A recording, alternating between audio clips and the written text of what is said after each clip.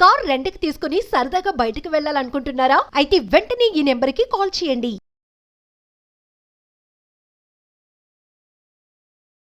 బీటెక్లో ఉన్నప్పుడు లవ్ చేసుకున్నాం మేడం.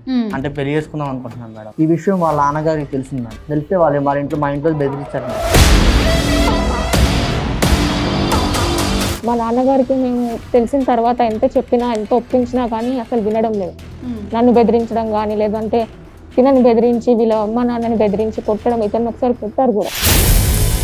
ఎంత బతిమలాడినా ఎంత రిక్వెస్ట్ చేసినా కానీ ఒప్పుకోవడం లేదు. ఇంకా మాకు చనిపోవడం తప్ప వేరే ఆప్షన్ లేదు మేడం. మీ చనిపోవటం పాడుగాను వచ్చిన కాడి నుంచి అదే డైలాగ్ చెప్తున్నారు. అంత ఈజీ అయిపోయిందమ్మా మీకు. హలో డాడీ, నేను గౌతమని మాట్లాడుతున్నాను డాడీ. చిన్నగా రెక్కలు ముక్కలు వర్క్ చేసి పిల్లలను డెవలప్ చేస్తే ఎవడో ఒకడు వచ్చి కొంగిస్కా గొట్టంగాడు వచ్చి మాట్లాడితే అట్లా మాట్లాడకూడదండి. మీరు పెద్దోళ్ళు అయ్యుండి మనం అట్లా మాట్లాడకూడదు కదండి. తనకు అవకాశం ఇవ్వాలి కదా నాన్న. మీరు అవకాశం ఇవ్వాలి అతనికి. ఏం అర్హత ఉందని ఇస్తారమ్మా అవకాశము? దోసల కూతురువేనా? మాది వచ్చేసి తెలంగాణ, తనది వచ్చేసి ఆంధ్ర. ఇంకా కమ్యూనిటీ వైజ్ కూడా డిఫరెన్స్ మాది. కమ్యూనిటీ ఒకటి, ఇద్దరు రాష్ట్రాలు వేరు, రాష్ట్రాలు దాటిన ప్రేమలు. అబ్బాయిని కుట్టడం కానీ వాళ్ళ అమ్మ నాన్నని బెదిరించడం కానీ ఇదే చేస్తున్నారు. మా బిడ్డలు ఈ విధంగా చేస్తే ఆ బాధ ఎలా ఉంటుందో మేము అర్థం చేసుకోగలం. మీరు చెప్పిన ప్రతి సమస్య కూడా నిజంగా మీకు బాధ కలిగించేటటువంటి విషయం. తల్లిదండ్రులు నమ్ముకోవడం పిల్లల్ని తప్ప, అసలు పిల్లల్ని కనడమా తప్ప. నాన్న ఇలా మాట్లాడితే నాకు చనిపోవడం తప్ప వేరే దారి లేదు నాన్న. నేను అందుకనే ప్రేమించినావు కాబట్టి చావు. నేను చస్తా ఇక్కడ, నేను చస్తా, ఇక్కడ ఉన్న వాళ్ళందరూ చస్తాం ఇక్కడ. ఇలా పిల్లలు కానీ వెళ్ళిపోతేనండి మాకు ఒక హైకోర్టు అంటే మన చట్టం ఒక అవకాశం కలిగించింది. ఈ వయసులో మళ్ళీ మొదటి నుంచి టెన్షన్స్ ఏంటి మేడం? ఏ పిల్ల కోసం అయితే మనం ఎంత కష్టపడ్డామో ఆ పిల్ల కోసం మళ్ళీ మొదటి నుంచి ఆలోచించాల్సిన పరిస్థితికి వచ్చింది జీవితం. ఇదంతా కూడా అబ్బాయి ఖచ్చితంగా వాడు ఒక రోగం తెలిసింది, సబ్జెక్టులు ఫెయిల్ అయ్యాడంట.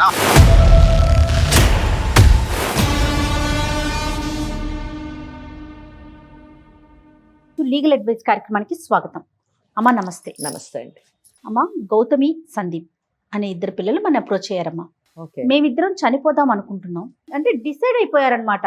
ఓకే, వాళ్ళకి అంత కష్టం అంత కష్టం ఏమొచ్చిందో ఒకసారి మనం తెలుసుకుందాం. అంటే ఇంట్లో తల్లిదండ్రులు ఉంటారు, సమాజం ఉంటుంది, చుట్టాలు ఉంటారు, ఇంకా వాళ్ళకి వేరే ప్రపంచంతో సంబంధమే లేదంటమ్మా. ఇద్దరు తనువు చాలిస్తారట. Oh my God. మరి వాళ్ళతోనే మనం మాట్లాడి తెలుసుకుందాము. నమస్తే అమ్మా. నమస్తే అమ్మా. చెప్పమ్మా సందీప్. లవ్ చేశాను మేడం. ఎవరు అసలు ఆ అమ్మాయి? ఎట్లా పరిచయం నీకు? నా కాలేజ్ లో పరిచయం మేడం. మీ క్లాస్మేట్? Junior madam. నాకు 2 years బ్యాక్ జూనియర్ అన్నమాట. ఎన్ని సంవత్సరాల నుంచి పరిచయం? అంటే బీటెక్ లో ఉన్నప్పుడే పరిచయం. ఓకే. బీటెక్ లో ఉన్నప్పుడు లవ్ చేసుకున్నాం మేడం. అంటే పెళ్లి చేసుకుందాం అనుకుంటున్నాం మేడం. బీటెక్ లోనే? బీటెక్ లోనే. ఓకే. వాళ్ళ పేరెంట్స్ ఒప్పుకోవట్లేదు మేడం. ఓకే. ఈ విషయం వాళ్ళ నాన్నగారికి తెలిసింది మేడం. తెలిస్తే మా ఇంట్లో బెదిరించారు మేడం. మీదే ఊరు? మాది విజయవాడ మేడం. అమ్మాయిది? నీదమ్మా? మహబూబ్ నగర్ మేడం. మహబూబ్ నగర్. ఓకే. అసలు సమస్య ఏంటి? అంటే వాళ్ళ ఇంట్లో ఒప్పుకోవట్లేదు మేడం. మేము ఇద్దరం కలిసి బతుకుదాం, చచ్చిపోతాం అవసరమైతే. ఇంకా చచ్చిపోవటమే ఫైనల్? ఒప్పుకోపోతే చచ్చిపోతాం మేడం. నువ్వేమంటావు తల్లి? నేను అదే అంటాను మేడం. మా నాన్నగారికి మేము తెలిసిన తర్వాత ఎంత చెప్పినా ఎంత ఒప్పించినా కానీ అసలు వినడం లేదు. నన్ను బెదిరించడం కానీ లేదంటే తినని బెదిరించి వీళ్ళ అమ్మ నాన్నని బెదిరించి కొట్టడం, ఇతను ఒకసారి కొట్టారు కూడా. సో ఎంత ప్రయత్నించినా కానీ ఒప్పుకోవడం లేదు. సో మాకు ఇంకా ఏం ఆప్షన్ లేదు. అది ఒక్కటి ఆప్షన్. నేను ఒక్కతే అమ్మాయి మేడం. మీ నాన్నగారు ఏం చేస్తారు? మీ నాన్నగారు బిజినెస్ మ్యాన్. మీ నాన్నగారు? మేడం తో మాట్లాడు ఒకసారి. మేడం నమస్తే. నమస్తే అమ్మా. పెద్దలు ఎందుకు ఒప్పుకోవట్లేదు? మా ఫాదర్ యాక్చువల్లీ బిజినెస్ మ్యాన్ అండి. నేను ఒక్కతే అమ్మాయి. చిన్నప్పటి నుంచి చాలా ముద్దుగా ఏ లోటు లేకుండా చూసుకున్నారు. సో నేను స్టడీస్ కని చెప్పి హైదరాబాద్ రావడం జరిగింది. సో ఇక్కడ బీటెక్ లో చదువుతున్నప్పుడు ఈ అబ్బాయి పరిచయం అయ్యాడు. ఒక 2 years నుంచి బాగా కేరింగ్ గానీ బాండింగ్ బాగా ఇదై నేను ఇంకా ఈ అబ్బాయిని పెళ్లి చేసుకుందామని అనుకుంటున్నాను. అది మా నాన్నగారితో చెప్పాను. బట్ మా నాన్నగారు అస్సలు మమ్మల్ని మీతో పాటు బీటెక్ చేశారు కానీ ఉద్యోగం లేదు. ప్రయత్నిస్తున్నాడు. అంటే ఎంతకాలం అయింది బీటెక్ కంప్లీట్ అయ్యి? చదువుతున్నారా? అయిపోయింది. 2 years అయిపోయింది మేడం. కంప్లీట్ అయ్యి 2 years అవుతుంది. మీరు ఇంకా చదువుతున్నానండి. 4th year అండి. ఓకే. సో అదే చెప్పాను కానీ వినడం లేదు. చంపేస్తా అంటున్నారు. మేము ఉద్యోగం ఎక్కడ- లేకపోవటం ఒక్కటే సమస్య, ఇంకేమైనా సమస్యలు ఉన్నాయా వారికి వాళ్ళకి? ఉద్యోగం కాకుండా వీళ్ళది పేద ఫ్యామిలీ మేడం. మీ నాన్నగారికి తెలుసా వాళ్ళ ఫ్యామిలీ బ్యాక్గ్రౌండ్ గురించి ఇవన్నీ నువ్వు చెప్పావా? తెలుసా. మాట్లాడారా ఆయన ఏమన్నా? మాట్లాడారండి. ఆ. సో అయినా కానీ వెళ్ళి బెదిరించడం కానీ, ఎలా చేసుకుంటావు, కొట్టడం కానీ ఇలా చేశారు మేడం. ఎంత బతిమలాడినా, ఎంత రిక్వెస్ట్ చేసినా కానీ ఒప్పుకోవడం లేదు. ఇంకా మాకు చనిపోవడం తప్ప వేరే ఆప్షన్ లేదు మేడం. మీ మీ దగ్గరకు చనిపోవటం పాడుగాను వచ్చిన కాడి నుంచి అదే డైలాగ్ చెప్తున్నారు. అంత ఈజీ అయిపోయిందమ్మా మీకు. మీ ఇంట్లో పరిస్థితి ఏంటి? ఒప్పిస్తాను మేడం. నువ్వు ఒప్పిస్తావా ఒప్పిస్తాను ఇంట్లో? మేడం ఇంట్లో. ఉమ్, కొద్దిగా ఉమ్. నేను ఓకే. అదే ఏదో మంచి కష్టపడి జాబ్ తెచ్చుకొని అమ్మాయిని చూసుకుందామనే ఉద్దేశంతో ఉన్నాను మేడం. ఆ, వాళ్ళకి చెప్తే వాళ్ళ పేరెంట్స్ ఒప్పుకోకుండా మా పేరెంట్స్ మీద బెదిరిస్తారు మేడం. ఇంటికి వచ్చి ఆహా. కొట్టి అదంతా బెదిరించడం అవసరం, వాళ్ళు కొట్టి మేమే ఇద్దరం కలిసి చచ్చిపోతాం మేడం. 2 years నుంచి నువ్వేమన్నా ట్రయల్స్ లో ఉన్నావా? జాబ్ కోసం ట్రై అంటే చేస్తున్నా? బ్యాక్లాగ్స్ ఉన్నాయి మేడం, అవి కొద్దిగా క్లియర్ చేసుకున్న తర్వాత చేసుకుందాం అని చెప్పి మేడం. మీ ఇద్దరు పెళ్లి చేసుకొని ఎలా బతుకుతారు? నువ్వు తన్నెలా పోషిస్తావు? రేపొద్దున అంటే మీ ఇద్దరేనా? రేపు మూడో వాళ్ళు వస్తారు మీ జీవితంలోకి, ఎలా పోషిస్తావు నువ్వు? ఏదో ఒక పని చేసుకుంటా మేడం. అంటే ఇది సినిమా కాదు కదా నాన్న. ఏదో ఒక పని చేసేసుకొని తెల్లారిపాటికి నువ్వు కోటేశ్వరుడైపోయి ఉద్యోగం చేసేసుకొని సంపాదించేసేయడానికి ప్రాక్టికల్ గా ఆలోచించండి. అదే ఇబ్బంది పడుతున్నారేమో వాళ్ళ నాన్నగారు. ఇక్కడ మేడం ఒక్కటి, వాళ్ళ తల్లిదండ్రులు ఎందుకు వద్దంటున్నారు అన్నదే ఆలోచించాలి. అవునమ్మా. తల్లిదండ్రులు ఎప్పుడు కూడా వ్యతిరేకిస్తుంటారు, ఆనాటి నుంచి ఈనాటి మటుకు కూడా. ఎందుకు వ్యతిరేకిస్తారంటే వాళ్ళు ప్రేమకి వ్యతిరేకులు కాదు, శత్రువులు కాదు. వాళ్ళు కేవలము వాళ్ళ భవిష్యత్తు, ప్రేమికుల యొక్క భవిష్యత్తు ఎలా ఉంటుంది అని చూడగలుగుతారు వాళ్ళ జీవితానుభవంతో. అమ్మ అసలు నీకు ఎందుకు ఇష్టం? Madam caring madam. మా నాన్న కంటే బాగా చూసుకున్నాడు. ఒకరినొకరిని అర్థం చేసుకోవడంలో కానీ, నాకు ఏ ప్రాబ్లం వచ్చినా కానీ మా నాన్న కంటే ఎక్కువ బాగా చూసుకున్నాడు. సో అది అర్థం చేసుకోవడం నాకు చాలా బాగా నచ్చింది. ప్రేమ చూపించేది నాకు, నా జీవితాంతం కలిసి ఉంటుందా అని చెప్పి పాపం బాగా మాట్లాడేది నాతో. అలాంటి వాళ్ళు నాతో లైఫ్ లాంగ్ బాగుంటారని అనుకుంటాం కదా మేడం. మాటలు కాదు కదా మేడం, వాళ్ళు పెట్టినా పెట్టకపోయినా మాటలు అనేవాళ్ళు మేడం. ఆ మాటలకి తను చూపించే కేరింగ్ కి ప్రేమికి నాకు కరెక్ట్ అయ్యాయి మేడం కొంచెం బాగా. గౌతమి ఒక పేద పిల్లోడిని ఎంచుకొని ఆయనలోని ఏమీ ఆశించకుండా తన జీవితం ఆ పేదరికంలో ఎలా కొనసాగుతుందో తను అర్థం చేసుకునే వయసు ఉంది, చదువు ఉంది. అవును. అలాగే ఆ అబ్బాయి కూడా తన యొక్క సహాయాన్ని లేదా తన యొక్క మాటల తీరుని ఇవన్నిటిని మెచ్చుకోవడం, ఆ సంస్కారాన్ని గౌరవించడం కూడా ఒక మంచి విషయం. మంచి విషయం. కానీ ఇక్కడ పెద్దలు ఎందుకు వద్దంటున్నారు అన్న విషయానికి చాలా కారణాలు ఉండి ఉండొచ్చు. అవును. కానీ ఆ కారణాలు ఏంటో వీలైనంత మటుకు వాళ్ళ తల్లిదండ్రుల ద్వారా మనం వింటే బాగుంటదేమో అని నేను అనుకుంటున్నాను. మీ నాన్నగారితో ఏమన్నా మాట్లాడదామా ఒకసారి? మాట్లాడతారంటావా ఆయన? మాట్లాడుతున్నాను. మాట్లాడదాం. మాట్లాడేకి ముందు బలమైన కారణాలు ఏమైనా ఉన్నాయా? మేడం మాది వచ్చేసి తెలంగాణ, తనది వచ్చేసి ఆంధ్ర. కమ్యూనిటీ వైజ్ కూడా డిఫరెన్స్ మాది. సో ఈ రీజన్స్ మా నాన్నకి కమ్యూనిటీ ఒకటి, ఇద్దరు రాష్ట్రాలు వేరు, రాష్ట్రాలు దాటిన ప్రేమలు. ఇంకా డబ్బు మెయిన్. మేము బాగా రిచ్ ఫ్యామిలీ, వాళ్ళది వచ్చేసి అసలు ఏం లేదు. ఫైనాన్షియల్ గా డిఫరెన్సెస్ ఉన్నాయి. న్యాచురల్లీ ఉంటది అది. గౌతమి కాల్ చేయనా? హలో హలో హలో డాడీ, ఎవరు? నేను గౌతమని మాట్లాడుతున్నా డాడీ. ఎందుకు ఫోన్ చేసినావు? డాడీ ఏంటి డాడీ ఎలా అంటావు? అసలు నీకు ఒక తండ్రి అనే గౌరవాన్ని నువ్వు ఇస్తున్నావు ఫస్ట్? డాడీ అలా కాదు డాడీ, నేను చెప్పిన మాట కూడా మీరు వినాలి కదా. ఏం వింటావమ్మా? మిమ్మల్ని కని పెంచి కష్టపడి ఇన్ని సంవత్సరాలుగా అల్లారు ముద్దుగా చూసుకుంటే మీ అంతకు మీరు కాళ్ళు వచ్చి రెక్కలు వచ్చి ఎగిరిపోతే మేము ఎంత తిప్పలు పడుతున్నాం ఇక్కడ. ప్రేమించిన వాడిని కూడా మీరు ఒకసారి అర్థం చేసుకోవాలి కదా నాన్న. ఏది ప్రేమించుకోవాలమ్మా? ఏది ప్రేమించుకోవాలి? ప్రేమించేవాడికి ఒక అర్హత ఉంటుంది. ఫస్ట్ ఆఫ్ ఆల్ గుర్తుపెట్టుకో. నేను ఎంత అల్లారు ముద్దుగా చూసుకున్నావో ఇక్కడ మొత్తం ఊళ్ళో తల మొత్తం ఎత్తుకోకుండా చేసిన పరిస్థితి తెచ్చావు నువ్వు. అలా కాదు నాన్న, నేను మీకు చెప్పాను కూడా కదా, మీరు ఒకసారి చూసి ఒక తనకు అవకాశం ఇవ్వాలి కదా నాన్న. మీరు అవకాశం అవకాశం ఇవ్వాలి అతనికి? ఏం అర్హత ఉందని ఇస్తారమ్మా అవకాశము? నువ్వు అసలు నా కూతురువేనా? ఎంత ముద్దుగా చూసుకున్నా నువ్వు కాలు కింద పెడితే కందిపోతుందేమో నా కూతురని రెక్కలు ముక్కలు కష్టపడి నీ కోసం ఇంత చేస్తే కాళ్ళు కొని నువ్వు కావాల్సిన ఫోన్లు అన్ని ఇప్పిస్తే నువ్వు ఒక్క దెబ్బతో తండ్రి అనే విషయాన్ని మర్చిపోయినావు నువ్వు. నాన్న ఇలా మాట్లాడితే నాకు చనిపోవడం తప్ప వేరే దారి లేదు నాన్న. చనిపోమ్మా, ఇక్కడ మేము కూడా వస్తూనే ఉన్నాం తెలుసా. ఊర్లో తల ఎత్తుకోలేక ఎట్లుందంటే పరిస్థితి. ఎక్కడ ఈ కూతురు ఎక్కడ నాన్న, అని అడిగితే ఏ సమాధానం చెప్తావు? ఎక్కడ పోయిందని చెప్తావు? నాన్న మీకు ఊరు పరువు కావాలా, నీకు మీ కూతురు ఇది కావాలా నాన్న చెప్పండి. ఆ విషయాన్ని నువ్వు కూడా ఆలోచించాలి. ఆ విషయాన్ని నువ్వు కూడా ఆలోచించాలి. నేను ఆలోచించాను. నువ్వు గౌరవం ఏమిచ్చినావు? ఇంత కష్టపడి పెంచినావు కదా, ఒక్కసారి ఒక్క నిమిషం నువ్వు ఆలోచించావా? నాన్న మా నాన్నగారు ఎంత నా కోసం చేశారు, ఏది కావాలంటే అది ఇప్పించారు, ఏది కావాలంటే చేశారు. అలాంటి నాన్నకి ఒక మాట చెప్పాలి. నాన్నకు కూడా ఒక ఇష్టాలు ఉంటాయని నువ్వు ఏనాడైనా చెప్పినావా? నాన్న నేను ప్రేమించాను కానీ పెళ్లి మాత్రం చేసుకోలేదు కదా నాన్న. అది మీకు ఒప్పించి చేసుకుందామని నేను ఇప్పటిదాకా మీరు బతిమలాడుకుంటూనే వచ్చాను. కానీ మీరు మాత్రం మీ అబ్బాయిని కుట్టడం కానీ వాళ్ళ అమ్మ నాన్నని బెదిరించడం కానీ ఇదే చేస్తున్నారు నాన్న.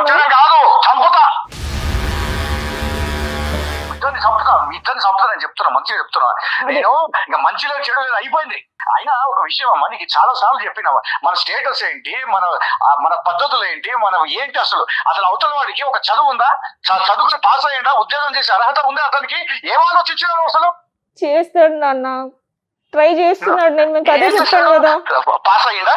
అవ్వలేదు కానీ ట్రై చేస్తున్నాడు నాన్న. మళ్ళీ ఇప్పుడు బ్యాక్ లాగ్స్ రాస్తున్నాడు.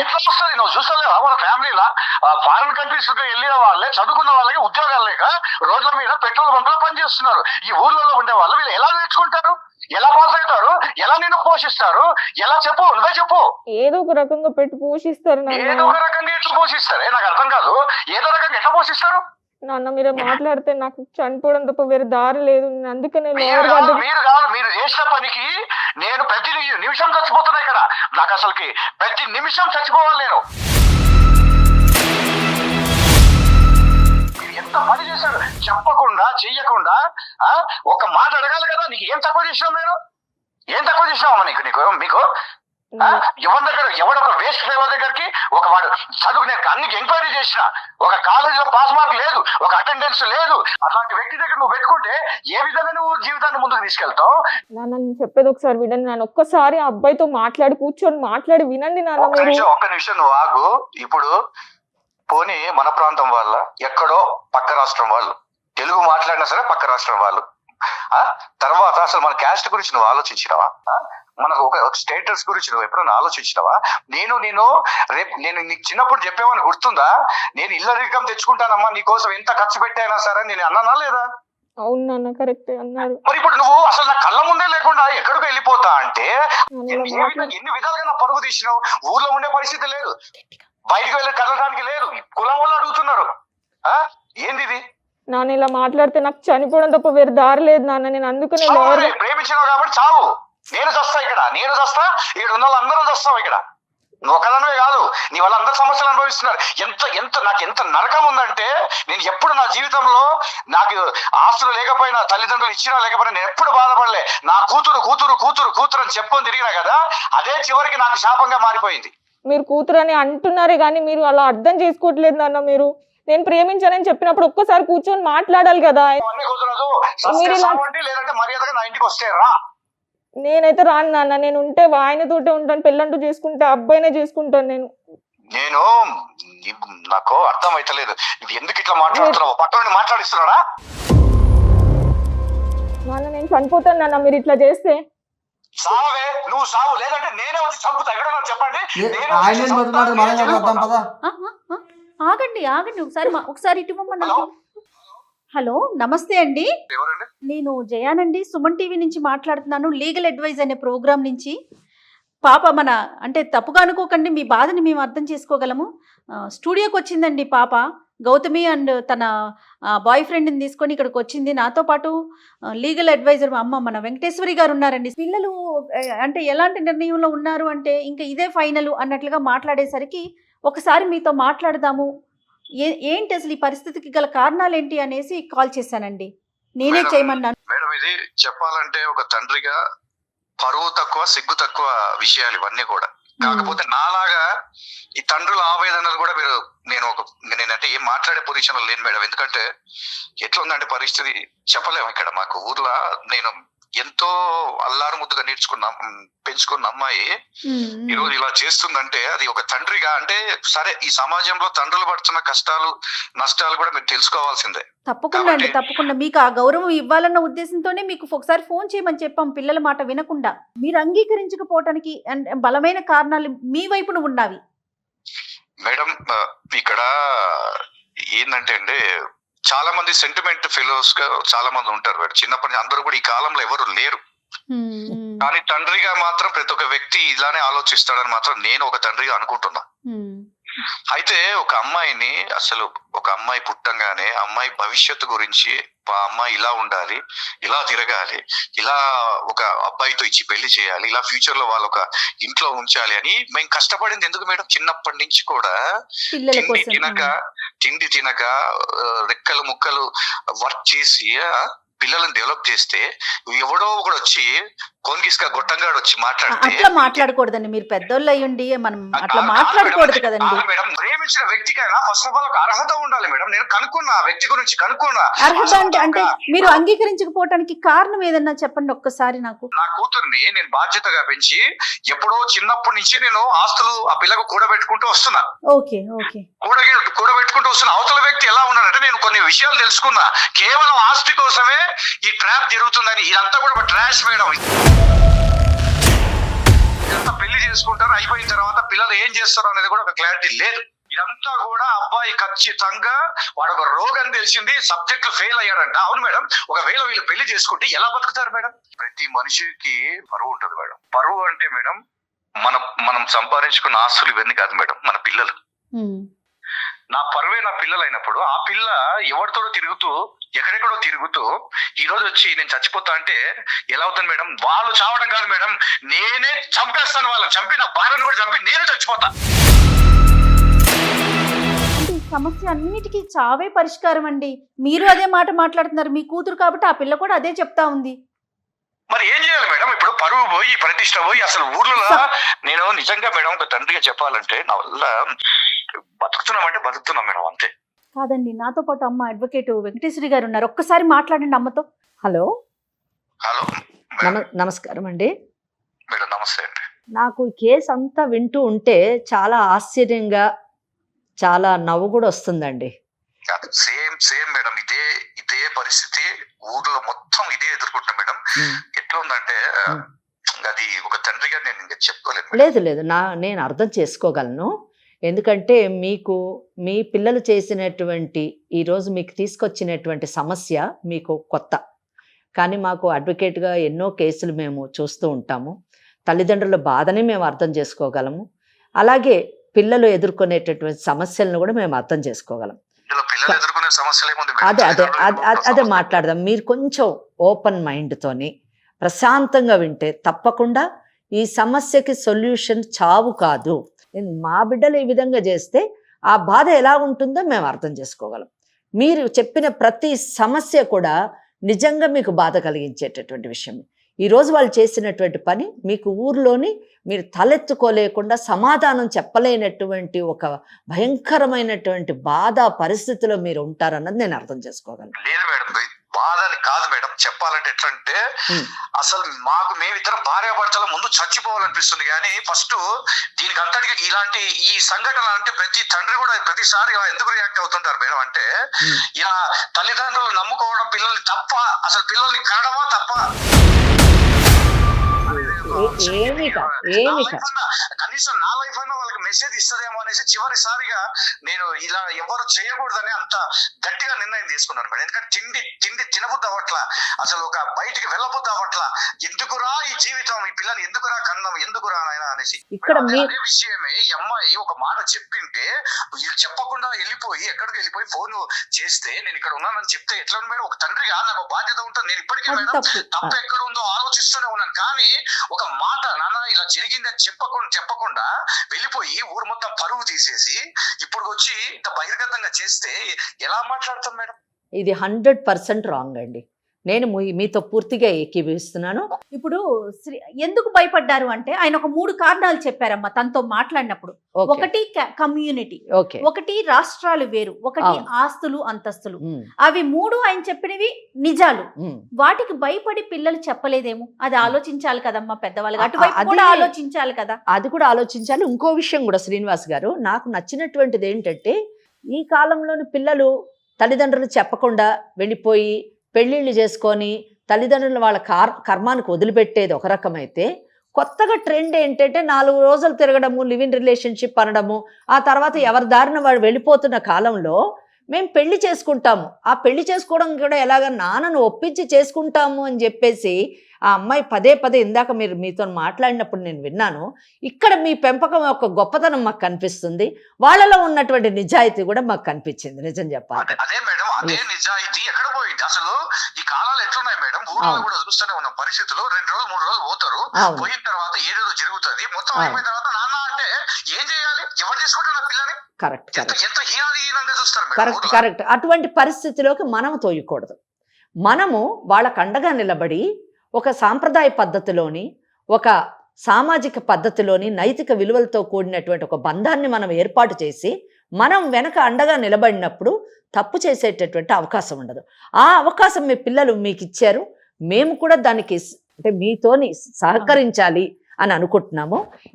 ఈ కేసులోనండి నేను అనుకుంటానంటే వినండి, మీకు నచ్చితే మీ యొక్క కన్సెంట్ ఇవ్వండి, ఆశీర్వదించండి. ఏదైనా కూడా ముఖ్యంగా పిల్లలు కాదు మేడం, తల్లిదండ్రుల గురించి ఆలోచించండి. ఎందుకంటే తప్పకుండా ఈ వయస్సులో మనము పిల్లలకు పెళ్లిళ్ళు చేసి వాళ్ళ ఆనందాలు కోరుకుంటాం, కానీ ఈ వయస్సులో మళ్ళీ మొదటి నుంచి టెన్షన్స్ ఏంది మేడం? ఏ పిల్ల కోసం అయితే మనం ఇంత కష్టపడ్డామో ఆ పిల్ల కోసం మళ్ళీ మొదటి నుంచి ఆలోచించాల్సిన పరిస్థితికి వచ్చింది జీవితం. మనం ఆ పరిస్థితి తీసుకురావద్దు. మీరు అందుకే వినట్లేదు. సొల్యూషన్ వింటే మీరు ఏది చెప్తున్నారో దాంతో మేము ఏకీభవిస్తున్నాం. ఇలా పిల్లలు కానీ వెళ్ళిపోతేనండి మాకు ఒక హైకోర్టు అంటే మనకు చట్టం ఒక అవకాశం కలిగించింది. అంటే కూర్చొని మాట్లాడుకునేటటువంటి అవకాశం కూడా లేకుండా పిల్లవాడు కానీ పిల్ల కానివ్వండి మాట్లాడకుండా వెళ్ళిపోతే, తల్లిదండ్రులకు అవకాశం ఇవ్వకపోతే మనం హైకోర్టులో రిట్ ఆఫ్ హేబస్ కార్పస్ అని వేసుకోవచ్చండి. వేసుకున్నప్పుడు ఆ పిల్లని పిల్లవాడిని ఎవరైతే వెళ్ళిపోయారో వాళ్ళని హైకోర్టు ముందు నిలబెడతారు పోలీసు వ్యవస్థ.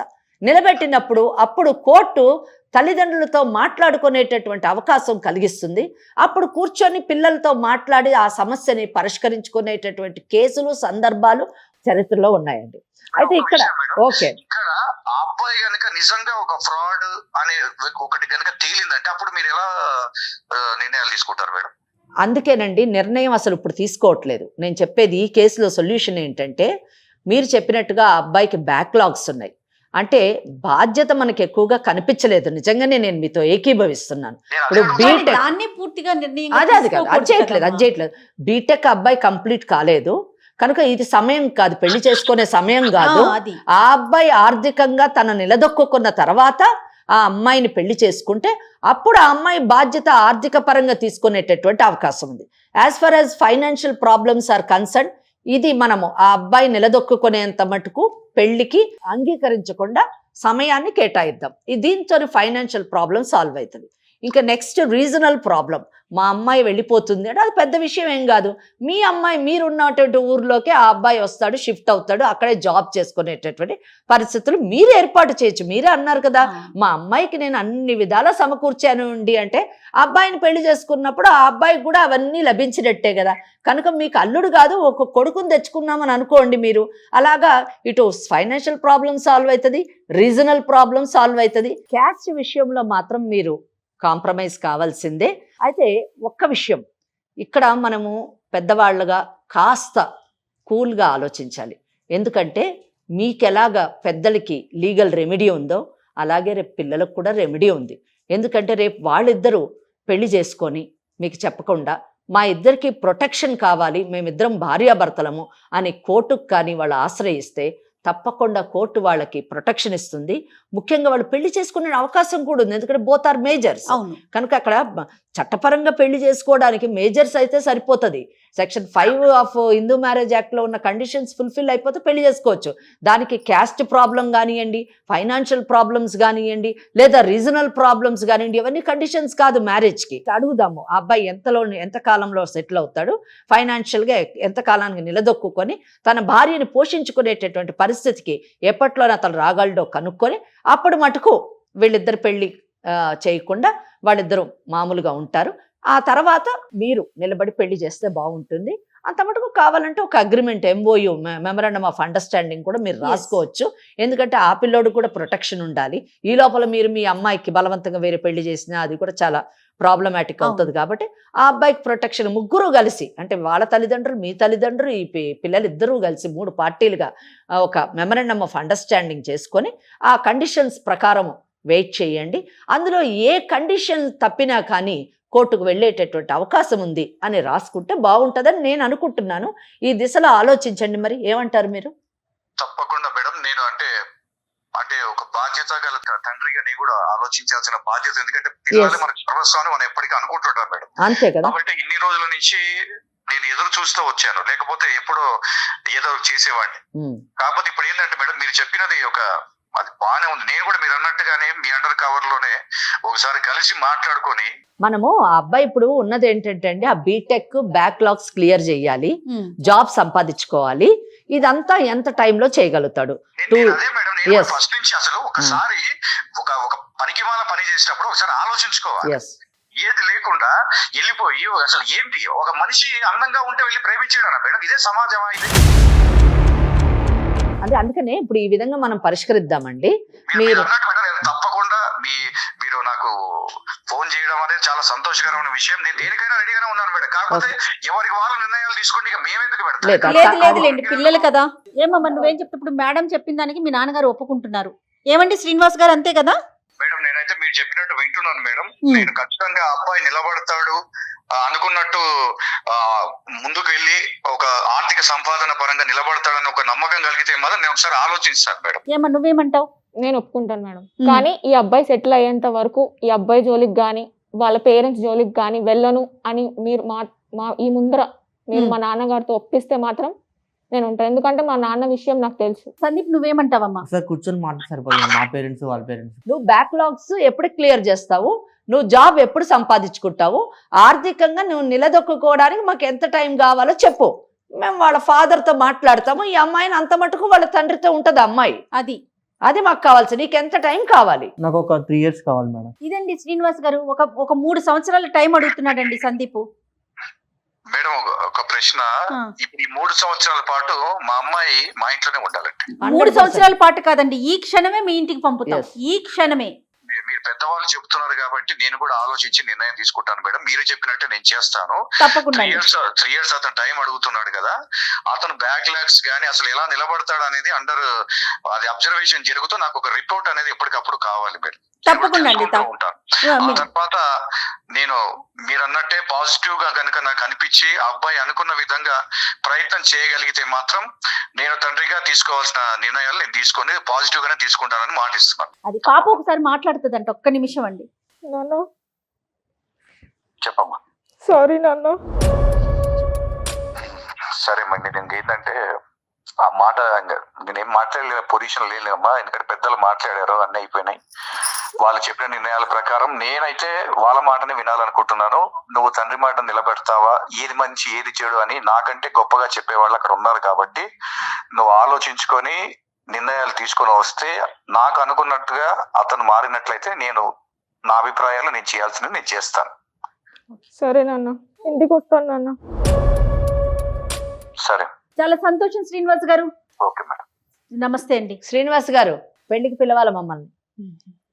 చూద్దాం మేడం, మనం ఫస్ట్ ఆఫ్ ఆల్ అనుకున్నట్లు జరిగితే దాని ప్రకారం తప్పకుండా మీరు పాజిటివ్ గా ఉండండి. ఆ అబ్బాయికి కూడా మేము చెప్తాము, కౌన్సిలింగ్ చేస్తాము. తప్పకుండా మేడం. రైట్ అండి. నమస్తే. ఓకేనమ్మా, నమస్తే.